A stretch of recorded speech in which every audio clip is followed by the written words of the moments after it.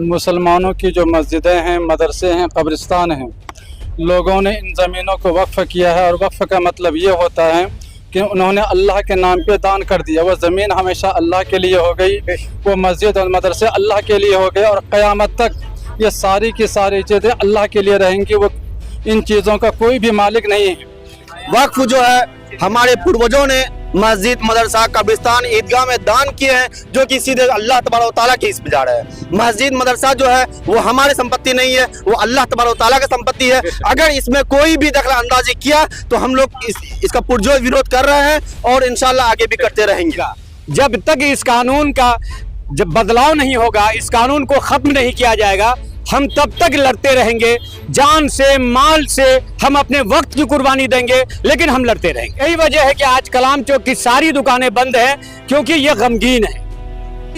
जब तक आपने इस कानून को वापस नहीं लेंगे, हम लोग चैन की जिंदगी आप यहाँ से जो है सोने वाले नहीं हैं, बल्कि जब जिस वक्त जहाँ जरूरत पड़े उसके लिए हम लोग हमेशा के लिए तैयार हैं।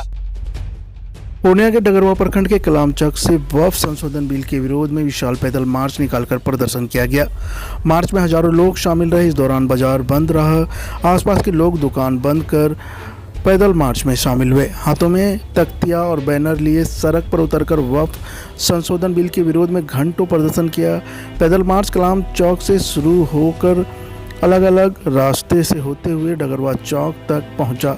इसका नेतृत्व राजद के अल्पसंख्यक जिला उपाध्यक्ष मुशफ़िकुर रहमान, डगरवा प्रखंड के कांग्रेस के उपाध्यक्ष इश्तियाकुर रहमान, अनीसुर रहमान, जैनुल हक और मोहम्मद इश्तियाक ने किया।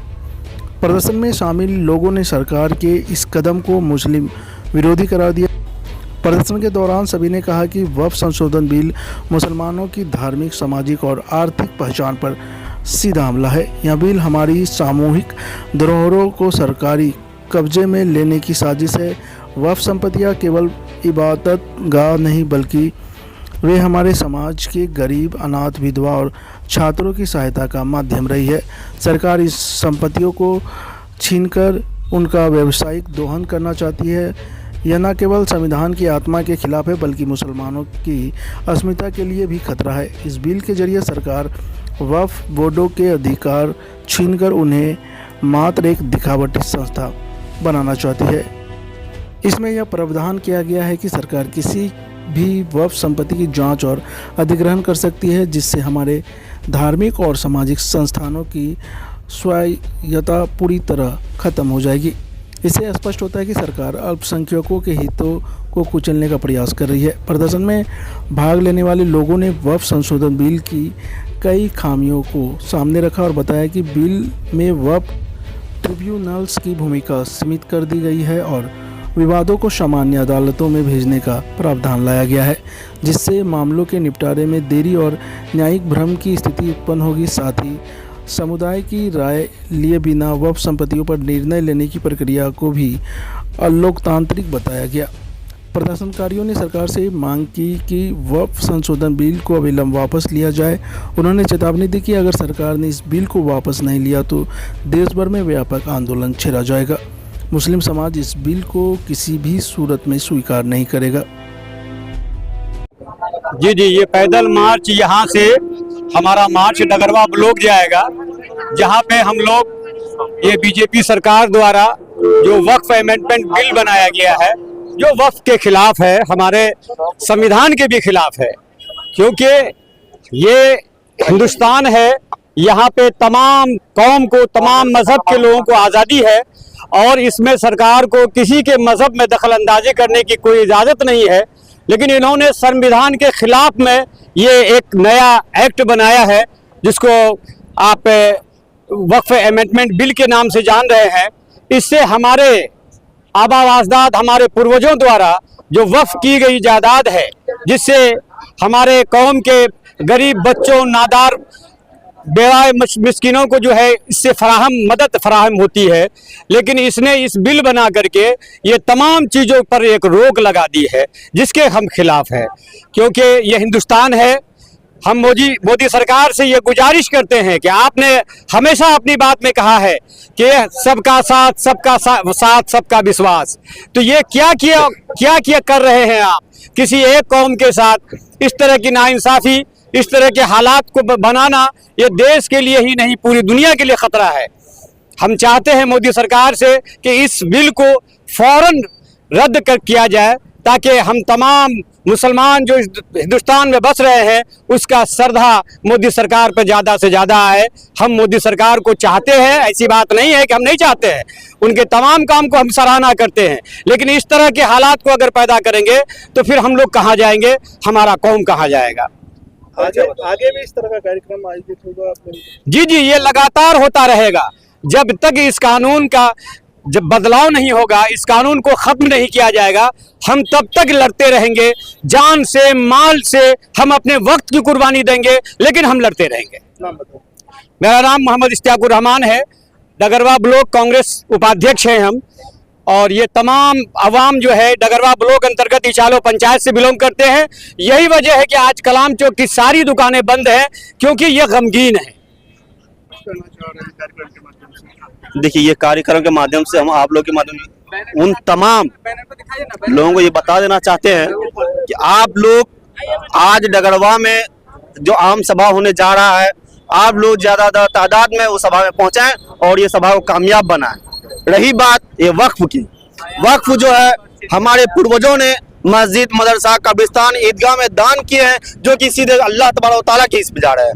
मस्जिद, मदरसा जो है वो हमारी संपत्ति नहीं है, वो अल्लाह तबारक व तआला की संपत्ति है। अगर इसमें कोई भी दखल अंदाजी किया तो हम लोग इसका पुरजोर विरोध कर रहे हैं और इंशाल्लाह आगे भी करते रहेंगे, चाहे इसके वजह से हम लोगों को अपना तन मन धन जो भी निछावर करना पड़े हम लोग निछावर करेंगे और आगे तक हम लोग इसका लड़ाई लड़ेंगे।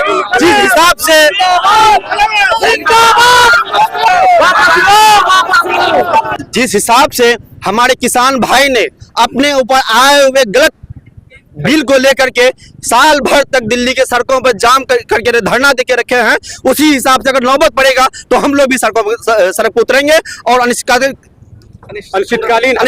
हड़ताल भी बैठेंगे हम लोग। परिचय बता। मेरा नाम मुशफिकुर रहमान, राजद अल्पसंख्यक जिला उपाध्यक्ष पूर्णिया।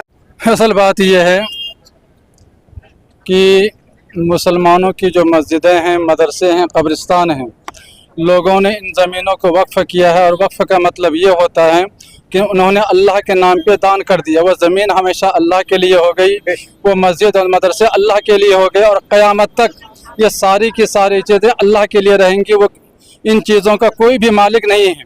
लेकिन 2024 में आकर के इंडिया गवर्नमेंट ने जो बिल पास किया है कि मस्जिद और मदरसे और कब्रिस्तान और खानकाहें और मज़ारात, इस तरीके के जितने भी अमलाक हैं, ताकि इनको हड़प लिया जाए और इसके ज़रिए से मुसलमानों को दीन से दूर कर दिया जाए, इनको मस्जिद और मदरसों से दूर कर दिया जाए, ताकि ये अपने दीन से दूर हो करके अपने ईमान से हाथ धो बैठें।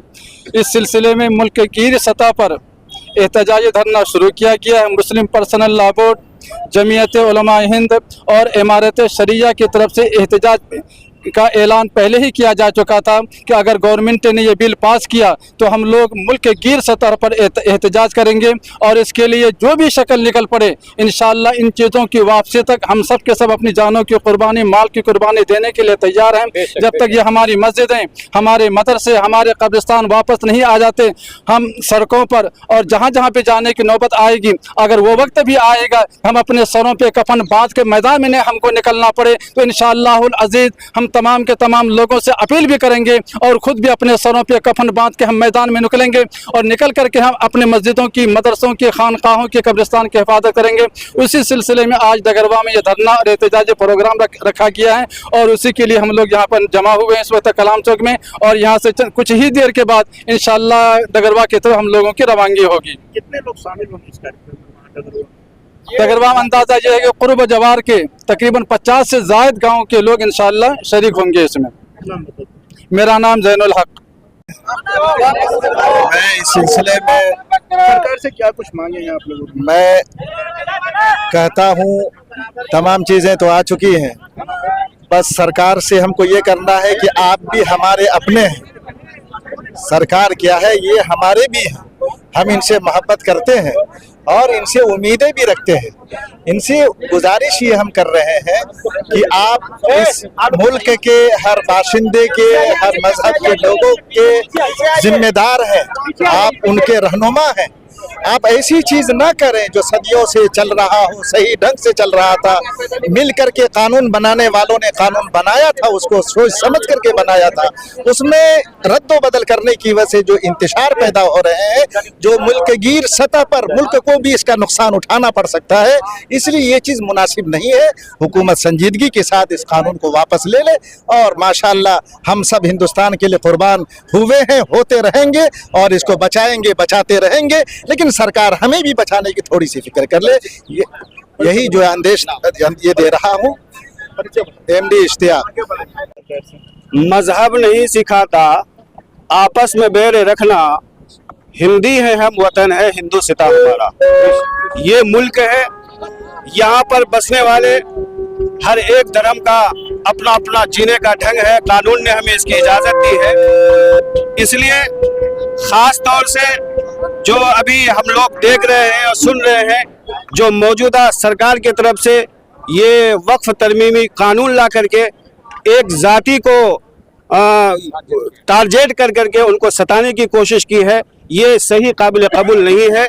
इसलिए मुस्लिम पर्सनल लॉ बोर्ड के ऐलान पर, जमीयत उलमा हिंद के बयान पर सारे हिंदुस्तान के लोग, और इसमें सिर्फ हिंदुस्तान के मुसलमान ही नहीं, हमने तो देख रहे हैं कि जगह जगह पर जो एहतजाजी प्रोग्राम हो रहा है उसमें बिरादरे वतन हमारे हिंदू भाई भी मिलकर इसका समर्थन कर रहे हैं कि ये जो कानून बना है, ये कानून गोया के एक जाति धर्म के नाम पर कानून बनाकर एक कौम को परेशान किया जा रहा है। इससे मुल्क की जो है माहौल खराब होगा और हिंदू भाई जो हमारे साथ दे रहे हैं उसका भी यही कहना है कि नहीं, मुल्क के अंदर जो हमेशा चलता आ रहा है चलता रहेगा। हम लोग भाई एकता के साथ इस मुल्क को बचा कर आ रहे हैं और उसको बचाते हुए रहेंगे। तो लिहाजा ये कानून जो बना है, ये कानून हमें किसी तरीके से ये मंजूर नहीं है। इसलिए हम मौजूदा हुकूमत से ये अर्ज करेंगे, चाहे वो मौजूदा हुकूमत सेंट्रल की हो, मौजूदा हुकूमत यहाँ बिहार की हो, मैं उनसे यही दरखास्त करेंगे, ये जो आपने कानून बनाया है इस कानून को वापस लीजिए। जब तक आपने इस कानून को वापस नहीं लेंगे, हम लोग चैन की जिंदगी अब यहाँ से जो है सोने वाले नहीं हैं, बल्कि जब जिस वक्त जहाँ जरूरत पड़े उसके लिए हम लोग हमेशा के लिए तैयार हैं। जी, मेरा नाम अनीसुर रहमान, मेरा गांव करियात है, इसी इचाला पंचायत के हम रहने वाले हैं।